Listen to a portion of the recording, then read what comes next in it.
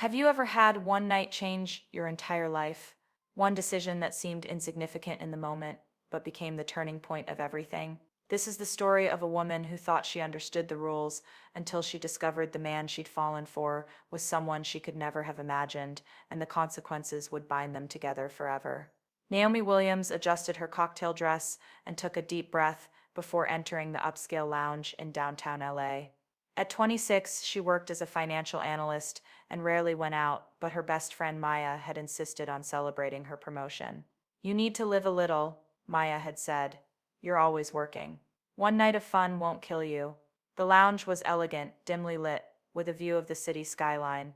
Maya dragged Naomi to the bar, where they ordered drinks and surveyed the crowd. That's when Naomi saw him, a man sitting alone at a corner table, dressed in an expensive suit, with sharp features and an intensity that drew her attention despite herself. He was Korean, perhaps in his early 30s, and he looked out of place in the same way she felt, like someone who belonged somewhere more serious than a trendy bar. Their eyes met across the room. He raised his glass slightly in acknowledgement. Naomi felt her pulse quicken. "Don't even think about it," Maya warned, following her gaze. "That guy looks dangerous." "Dangerous how?" "Just too intense, too put together. Men like that always have complications." But when Maya went to the restroom, the man approached. Up close, he was even more striking. Dark eyes that seemed to calculate everything, a presence that commanded attention without effort. "You look as uncomfortable here as I feel," he said in perfect, unaccented English. Naomi laughed despite herself. That obvious to someone who recognizes a kindred spirit. He extended his hand. "Jin, and you are." Naomi, they talked for hours. Jin was intelligent, well-traveled, and surprisingly easy to talk to, despite his intimidating exterior. He asked about her work, her ambitions, and actually listened to the answers. He didn't try to impress her with his wealth, though it was clear he had it. He was simply present. When Maya returned and saw them talking, she gave Naomi a warning look. But Naomi was already captivated. The night ended at Jin's penthouse apartment, a decision Naomi made with clear eyes and no regrets. It was one night of passion, of feeling wanted and alive in a way she hadn't felt in years.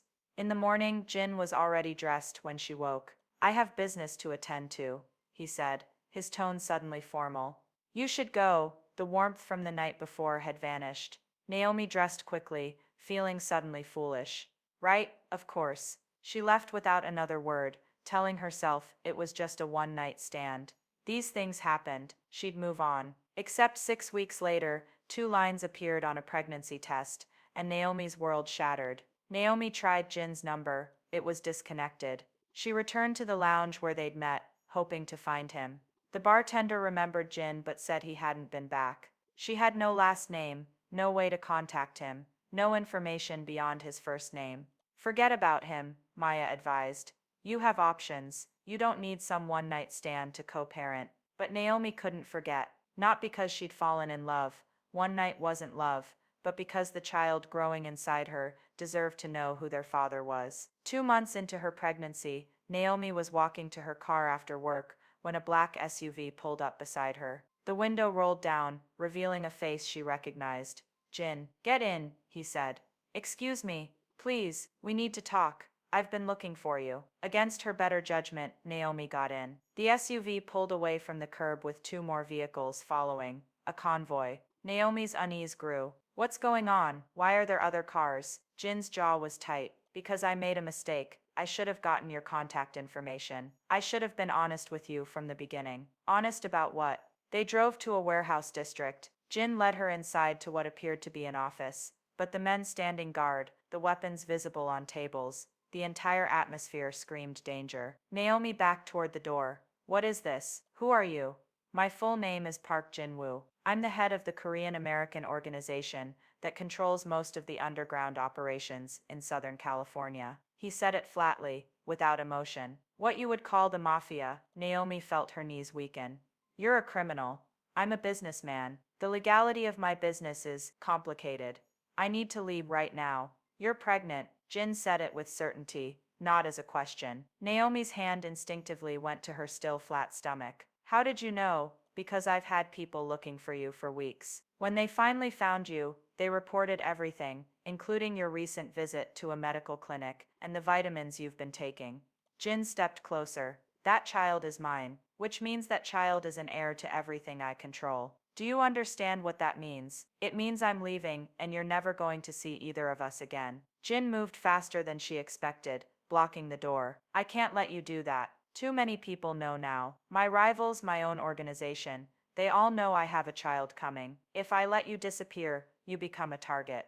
They'll use you to get to me, then protect us from a distance. Send money, security, whatever you want. But I'm not staying in this world. That's not how this works, Jin said, his voice hard. You carry a mafia heir, Naomi. Like it or not, you're part of this now. Jin moved Naomi into a secure apartment. Luxury prison was more accurate. It was beautiful, fully furnished, with 24-hour security stationed outside. But she couldn't leave without guards following, couldn't make a phone call without it being monitored, couldn't live her life. This is kidnapping, Naomi said, the first night, facing Jin in the living room. This is protection, Jin corrected. 2 days ago, someone tried to break into your old apartment. 3 days before that, a rival organization put out a contract on the black woman carrying Park's child. Your face is known now, Naomi. Your life was in danger the moment people learned you were pregnant. Because of you, because you couldn't keep it in your pants. Because of both of us, Jin said quietly. This isn't only my fault, but it is my responsibility to fix it. You can't fix this. You can't make me safe by trapping me. I can try. Over the following weeks, Naomi learned the reality of Jin's world. She met his second-in-command, Min Jin, who treated her with cautious respect. She observed the constant stream of meetings, negotiations, and barely concealed violence that characterized Jin's business. She saw him order people around with absolute authority and saw the fear in their eyes. But she also saw something else. Jin was carrying an enormous burden. He'd inherited this organization at 23, when his father was killed by a rival gang. He'd spent the last decade consolidating power, eliminating threats, and trying to legitimize portions of his business. He was trapped by duty, just as surely as she was trapped by circumstance. One night, Naomi found Jin drinking alone in the apartment's study. Do you ever regret it? She asked, taking over from your father. Every day. But regret doesn't change reality. That's a depressing philosophy. It's a survival philosophy. Jin looked at her, and for the first time she saw exhaustion in his eyes. I didn't want this life, Naomi. I wanted to study architecture, to build things instead of destroying them. But when my father died, the organization would have collapsed without strong leadership. Hundreds of families depended on us, for protection, income, stability. I couldn't let them down. So you sacrificed your life for theirs. Yes, and now I'm asking you to sacrifice yours. I'm sorry for that, but I won't apologize for protecting my child. As Naomi's pregnancy progressed, her relationship with Jin became increasingly complicated. She resented him, for the situation, for the control he exerted, for the normal life she'd lost. But she also saw his genuine concern, not just for the baby, but for her. He hired the best doctors, made sure she had everything she needed, asked about her comfort constantly. When she craved specific foods at 2 a.m., he personally went to get them. When she cried from frustration and hormones, he sat with her without judgment. Why are you doing this? Naomi asked one night, after he'd returned with her requested Thai food. You could hire people to take care of me. Why do it yourself? Because it's my child, my responsibility. Jin paused. And because despite everything, I care what happens to you. You don't even know me. I know enough. I know you're stronger than you think. I know you're terrified but haven't broken. I know you could hate me, should hate me, but you're trying to understand instead. Don't confuse understanding with forgiveness, Naomi said. I understand why you're doing this. That doesn't mean I forgive you for it. I don't expect forgiveness. I expect survival for all of us. The turning point came when Naomi went into premature labor at 7 months. Complications arose, the baby's heartbeat dropped, and doctors rushed her into emergency surgery. Jin, normally so controlled, looked terrified. Save them both, he ordered the doctors. I don't care what it costs. Save them both. The surgery was successful. Naomi gave birth to a healthy baby girl. When she woke from anesthesia, Jin was sitting beside her hospital bed, holding their daughter with surprising gentleness. She's perfect, he whispered. We have a daughter, Naomi. Looking at them together, this dangerous man, holding their tiny baby with such tenderness, Naomi felt something shift inside her. She still resented the situation, still mourned her stolen freedom, but she couldn't deny that Jin loved their child. Maybe that was enough to build on. 2 months after their daughter's birth, they'd named her Lily. The attack came. Naomi was in the apartment with Lily when she heard gunshots from the hallway. The guards were shouting in Korean, returning fire. Naomi grabbed Lily from her crib and ran to the panic room Jin had insisted on installing. She locked herself inside, her baby screaming, her heart pounding. Through the security monitors, she watched masked men breach the apartment, searching for her. The panic room's phone line connected directly to Jin. "They're here," Naomi said, trying to keep her voice steady. "Multiple men, armed. I'm 5 minutes away. Stay in the panic room. They can't get through that door." Jin's voice was controlled, but she heard the fear underneath. "Keep Lily quiet if you can. And Naomi, whatever happens, I need you to know, I never wanted this for you. Just get here," Naomi said. Those 5 minutes felt like hours. Naomi held Lily close, singing softly to calm her, while listening to the sounds of violence outside. Gunshots, shouting, furniture breaking. Then silence, which was somehow worse. When Jin finally arrived with reinforcements, he tore through the apartment like a force of nature. Naomi watched through the monitors as he personally took down 2 of the intruders, with brutal efficiency. The man she'd thought of as a businessman revealed his true nature: dangerous, lethal, completely in control. When he opened the panic room door, his suit was splattered with blood. "Are you hurt?"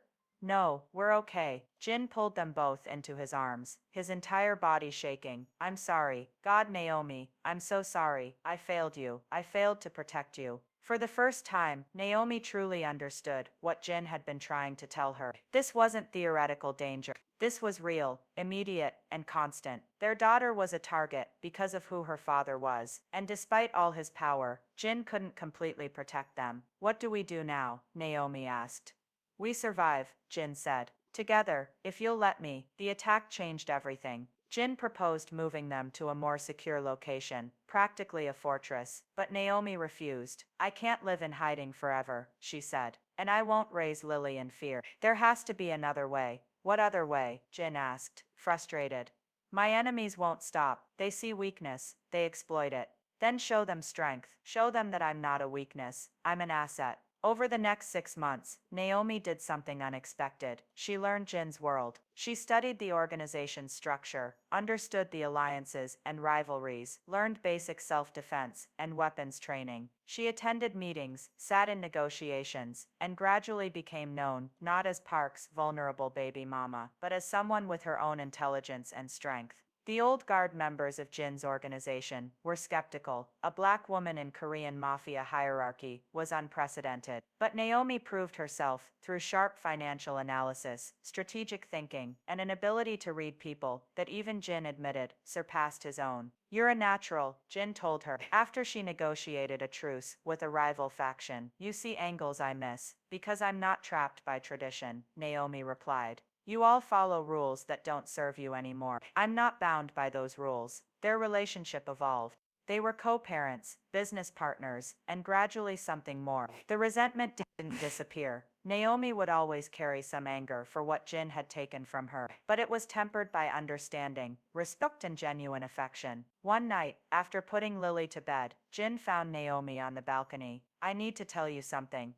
"What?" "I've been legitimizing the organization, moving away from the illegal operations, investing in legitimate businesses. It won't happen overnight, but in 5 years, maybe 10, we can be clean." "Why tell me this?" "Because you and Lily deserve better than this world. Because I want to give you a choice you've never had: stay or leave. If you want to go, take Lily somewhere safe. I'll support you. I'll protect you from a distance. But I won't trap you anymore." Naomi looked at him for a long moment. "You can hate me forever, but you carry a mafia heir. That's what you told me when you first revealed the truth. I remember. You were right. I do carry your heir. I carried her, I gave birth to her, and now I'm raising her. But Jin, I'm not just carrying her. I'm carrying a future for her. That's better than this, and I think we can build that future together. Not because you trapped me, but because I'm choosing it. Choosing you. You're staying, I'm staying, but not as your prisoner or your possession, as your partner in everything." Jin pulled her close. I don't deserve this. I don't deserve you. No, you don't. But we don't always get what we deserve. Sometimes we get what we need. 2 years later, Jin had successfully transitioned half his operations to legitimate business. He and Naomi were married, not for appearance, but because they genuinely wanted to build a life together. Lily was growing up, bilingual, learning both her parents' cultures, surrounded by love from an unconventional family. Was it perfect? No. Naomi still struggled with the choices that had been stolen from her. Jin still carried guilt for how their story began, but they'd built something real from an impossible beginning, a partnership based on respect, a love forged in fire, and a commitment to giving their daughter the choice and freedom that Naomi had lost. Because sometimes, the most powerful choice is deciding what to do with circumstances you never chose in the first place. Have you ever had to make peace with a situation you never wanted but couldn't change? Have you found unexpected strength in impossible circumstances? Naomi's story is extreme, but it speaks to something universal: how we navigate relationships that start wrong, how we find agency when it's been taken from us, and how we build futures from broken beginnings. What would you have done in her place? How do you find power when you feel powerless? Share your thoughts below.